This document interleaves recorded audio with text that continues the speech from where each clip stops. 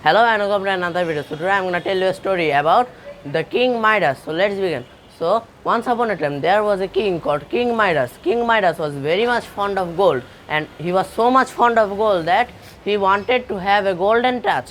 So whatever he touched could turn into gold. Like if I touch this grill, it would turn into gold. And so Midas wished for this every day, and so a wise god heard his wish and granted his wish to Midas. So as one day Midas was sitting under a tree, and as he was sitting under a tree he was also reading a book, and as he was reading a book, suddenly a ripe apple fell beside him, and as he went ahead and tried to pick up the apple, he touched the apple, and as he touched the apple was instantly turned into gold. And as the apple was turned into gold, Midas observed it, and he was very much shocked, and he could not believe his eyes that whatever he touched from then on turned into gold. So Midas was very much fond and also scared of his actions.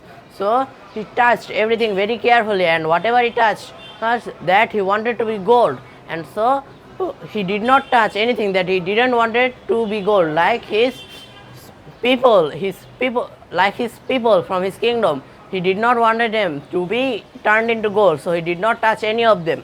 So as Midas went into his house, suddenly his little daughter ran up to him, and the little daughter ran up to him, Midas forgot about his golden touch and took his little daughter on his arm.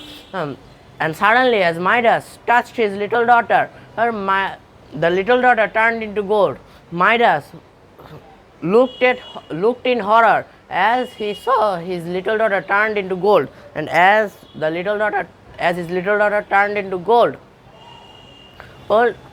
he cried out in anguish, and he did not wanted anything more than his little daughter back. And so the wise god heard his wish again and granted his wish and took away the golden touch. And as the wise god took away the golden touch from Midas, everything turned into normal. And as Midas looked at his little daughter, the little daughter spoke to Midas and said, "Why are you crying, my father?"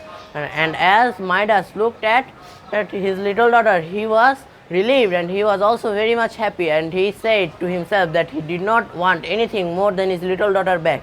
So this is the end of our video and our story. So tata and goodbye. See you tomorrow again.